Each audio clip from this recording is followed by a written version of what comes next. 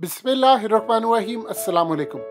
भारत ने अब चूंकि एडमिट कर लिया है कि उनका सुपरसोनिक मिसाइल जो कि न्यूक्लियर वॉरहेड ले जाने की सलाहियत रखता है वो पाकिस्तान पर जाकर हिट हुआ है और उन्होंने कहा है कि ये गलती से हो गया, उसमें कोई मिस्टेक हो गई थी, उसमें कोई फंक्शन खराब हो गया था, टेक्निकल फॉल्ट आ गया था जिसकी वजह से वो पाकिस्तान पर जाकर हिट हुआ। यानी अंदाजा कर ले इस पर वॉरहेड लगा हो, हिट जाकर हो जाए और ये तबाह हो जाए, कल कोई सेंटकॉम को जाकर उड़ा दे कतर के अंदर या चाइना पर लग जाए तो उसके बाद मुल्क के मुल्क शहर के शहर तबाह हो जाए, एटमी जंग छिड़ जाए और ये कह रहे हैं फॉल्ट था।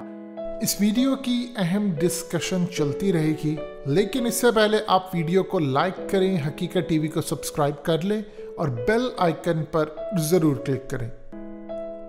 सबसे पहले तो हकीकत टीवी इस वीडियो में बेनकाब करेगा कि सारा ड्रामा था और इससे पहले यानी मिसाइल हिट करने से तकरीबन आप ये अंदाजा लगा सकते हैं कि ठीक इन्होंने 23 दिन पहले इनके एक चीफ मिनिस्टर योगी आदित्यनाथ जो कि असल में 2024 के अंदर प्राइम मिनिस्टर के कैंडिडेट भी हो सकते हैं और मोदी के साथ उनकी बड़ी टक्कर है, उन्होंने 18 फरवरी को लखनऊ में खिताब करते हुए कहा कि अगली दफा ब्रह्मोस मिसाइल सर्जिकल स्ट्राइक करेगा पाकिस्तान के अंदर जाकर, और जब स्ट्राइक करेगा तो फिर सब यहां पर कहेंगे मुस्कुराइए आप लखनऊ में हैं, क्योंकि ये ब्रह्मोस मिसाइल लखनऊ के अंदर तैयार होकर पाकिस्तान को हिट करेगा। और ये बात उसने 18 फरवरी 2022 को कही, तब उत्तर प्रदेश के इलेक्शन का भी रिजल्ट नहीं आया था, वो तो 2 दिन पहले आया है। अब आप यहां से अंदाजा कर सकते हैं कि सूरत हाल क्या पेश आती है। यानी उसने 23 दिन पहले वार्न कर दिया था सर्जिकल स्ट्राइक में इस दफा ब्रह्मोस मिसाइल जाकर हिट करेगा, तो ये कैसे कह सकते हैं कि जी वो वहां से हुआ। यानी मिसाइल इतना खराब है कि पहले वो साउथ जाता है, फिर वो चेंज होकर उसकी डायरेक्शन पाकिस्तान पर आती है और 72 घंटों तक, यानी अगर DGISPR प्रेस कॉन्फ्रेंस ना करते, पूरी दुनिया को ना बताते, तो आपने तो पाकिस्तान समेत दुनिया को नहीं बताया था कि कोई मिसाइल वहां पर जाकर हिट हुआ है, हमारी कोई मिस्टेक हो गई है। अगर ऐसी सूरत हाल हो आप फौरी तौर पर दुनिया को बताएं, लेकिन इन्होंने नहीं बताया। उसकी वजह यह है कि इन्होंने उसी वक्त प्रोपेगेंडा शुरू कर दिया कि पाकिस्तान का JF-17 थंडर तबाह हुआ है क्योंकि उसकी मार्केट गिराना चाहते थे।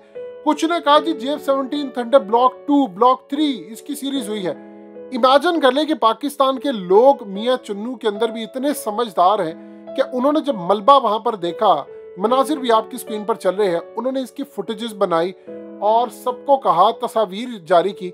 उन्होंने कहा ना ये ड्रोन है, ना ये कोई जहाज है, ये कोई और चीज है। वहां पर कहना शुरू हो गया मिसाइल है।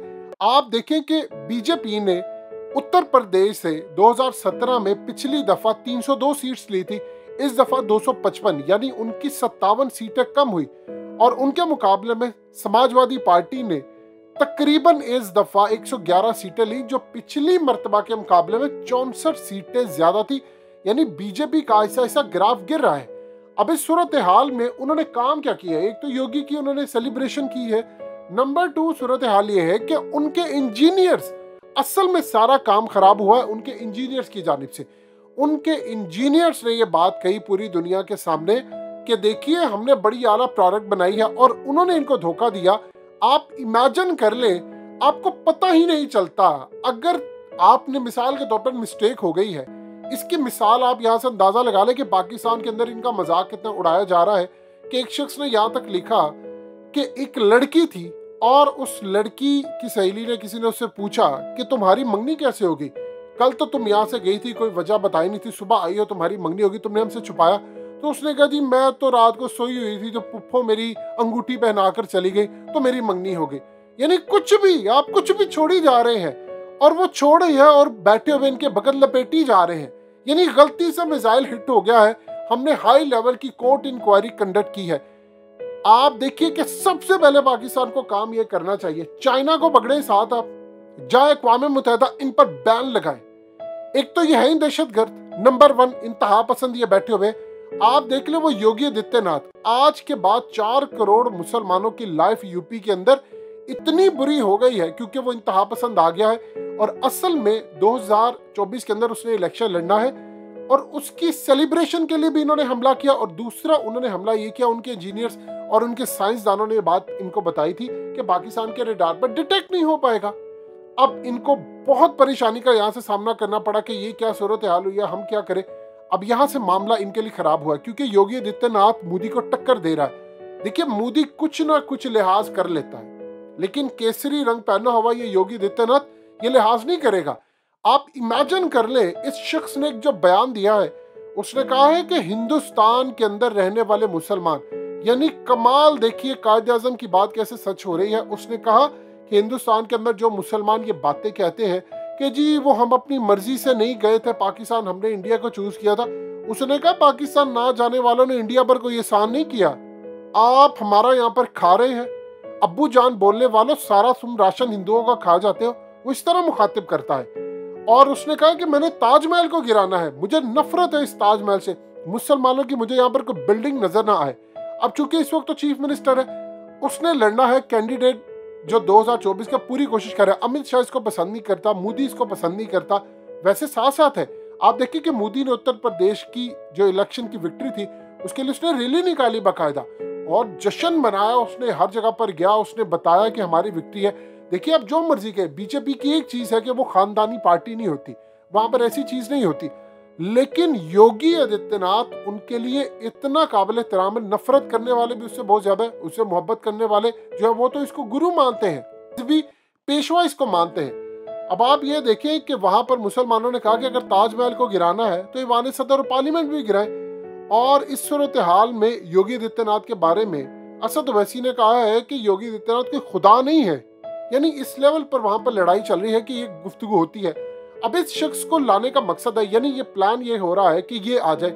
अगर ये आ जाता है तो आप सोच लें, मोदी तो शायद थोड़ा बहुत लिहाज कर लेता होगा, कोई गुफ्तगू ना करे। अभी ये तो बयान देने से भी बात नहीं आता, यानी इमेजिन कर ले, उसने अपनी कैंपेन में कहा कि अब्बू जान बोलने वाले तुम्हारा सारा राशन खा जाते थे 2017 से पहले, तो मैंने आकर अब्बू जान वालों से, मुसलमानों की बात करें क्योंकि मुसलमान बोलते हैं अब्बू जान, तो मैंने अब्बू जान वालों से तुम्हारा राशन लेकर तुम्हें तकसीम किया है। वहां पर प्रोग्रेस नाम की चीज नहीं है, अनएम्प्लॉयमेंट आसमान पर चली गई है।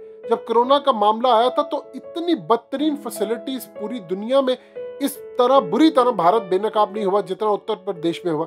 लेकिन वो इलेक्शन फिर जीत गए, सीटें वो बेशक इस दफा काफी हद तक कम उन्होंने ली है, लेकिन वो इलेक्शन जीत गए। अब उस शख्स ने जब बनना है तो इन्होंने पाकिस्तान पर हमले करने, और वो शख्स 1 महीना पहले कहता है सर्जिकल स्ट्राइक होगा, तो ये कैसे कह सकते हैं गलती होगी।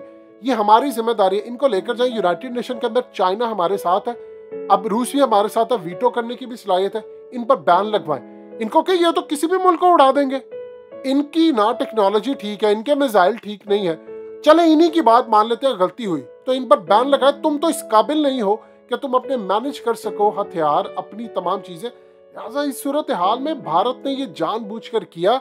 अब आप देखिए कि अगर गलती से हो जाता है, जब भी कहीं, ऐसा नहीं है कि फॉल्ट नहीं है, आपने गलती से नहीं कोई भी काम किया, ये वो सूरत हाल है जहां पर आपको पहले प्रोग्राम सेट करना पड़ता है।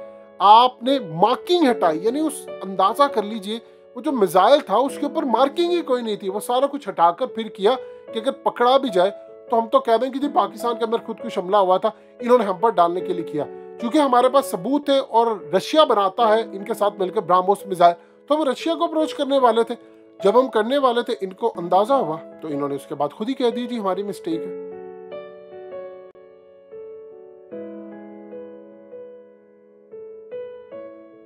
हकीकत टीवी को सब्सक्राइब करना मत भूलें, वीडियो को लाइक करें, शेयर करें और कमेंट सेक्शन में अपनी राय का इजहार जरूर करें।